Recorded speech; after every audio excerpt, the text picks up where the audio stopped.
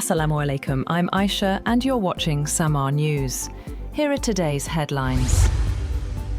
President Donald Trump has warned that Iran will pay a big price for targeting US troops and infrastructure. Talking to reporters at Joint Base Andrews in Maryland, Trump reiterated that Iran could never have a nuclear weapon and that the US would prevent Tehran from obtaining one. Separately, he threatened to destroy an Iranian bridge or power plant every time Tehran attacks a ship in the Strait of Hormuz. In a social media post, Trump said the targets could include infrastructure in or near Tehran.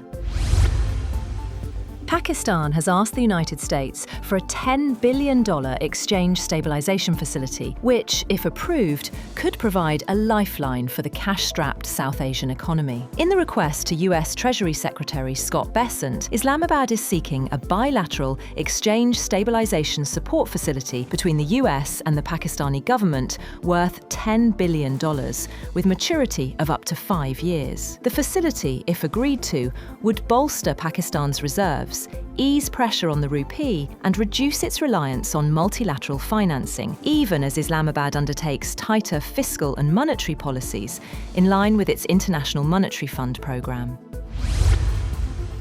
The US military has ended its latest strikes on Iran, marking the 11th consecutive night of attacks. US Central Command said the strikes targeted Iranian military centers, drone facilities, aircraft hangars, and logistics sites to reduce threats to shipping in the Strait of Hormuz. The US Central Command said in a statement that its assets also targeted Iranian maritime capabilities to further degrade Iran's ability to threaten commercial shipping in the Strait of Hormuz. It said the strikes lasted about 75 minutes late on Tuesday.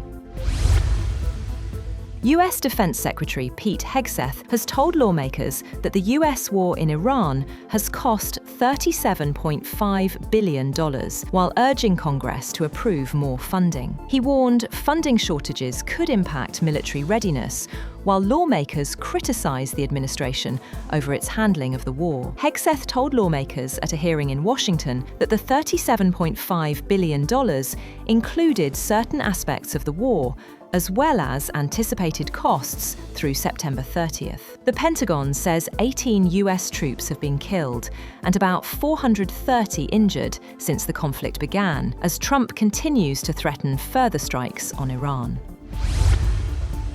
More ships have started changing course in the Red Sea after Yemen's Houthis warned vessels to avoid Saudi Arabian ports. 4 tankers altered their routes, while a vehicle carrier appeared to turn away from the Saudi port of Jeddah. The diversions came after the Houthis declared a naval blockade against Saudi Arabia, raising fresh concerns for global energy supplies and trade.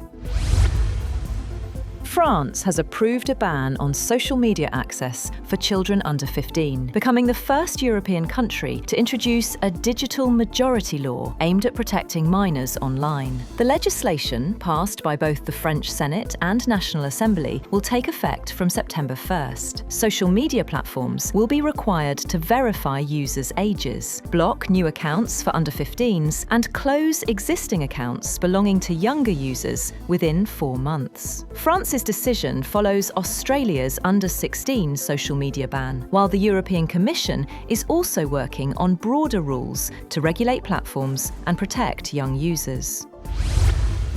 Mayor Zohran Mamdani has admitted that New York City cannot independently enforce the International Criminal Court's arrest warrant against Israeli Prime Minister Benjamin Netanyahu without federal government support. Mamdani, who previously pledged to arrest Netanyahu if he visited the city over alleged war crimes, said his administration reviewed legal options but found that only the federal government has the authority to act on the warrant. He said in a video posted on social media that his administration reviewed every avenue available under applicable law to determine whether New York City could execute the International Criminal Court's arrest warrant if Benjamin Netanyahu came here. Ukraine's President Volodymyr Zelenskyy has appointed General Mikhailo Drapachy as defense minister after a controversial government reshuffle raised concerns over the country's war strategy. The dismissal of tech-focused reformist Mikhailo Fedorov sparked fears that Ukraine's battlefield progress could slow. Zelenskyy replaced Oleksandr Syrsky, 60, with Drapachy, 43, a respected and experienced commander who led the country's land forces from 2024 to 2025 and is described as a general of a new generation.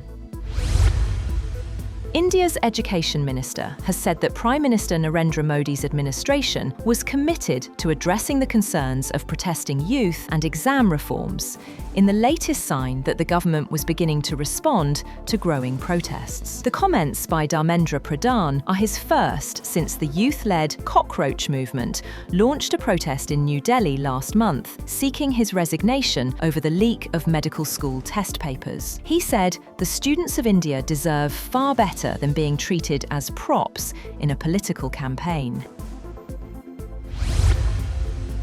US Secretary of State Marco Rubio met Chinese Foreign Minister Wang Yi on Wednesday during the ASEAN-led regional gathering as diplomats discussed Middle East tensions and the South China Sea. The two were expected to discuss a possible summit between President Donald Trump and Chinese President Xi Jinping later this year. Neither Rubio nor Wang spoke to reporters before the meeting. The talks come amid a fragile US-China truce, which faces renewed strain over Trump's allegations of Chinese interference in US elections, claims Beijing has denied.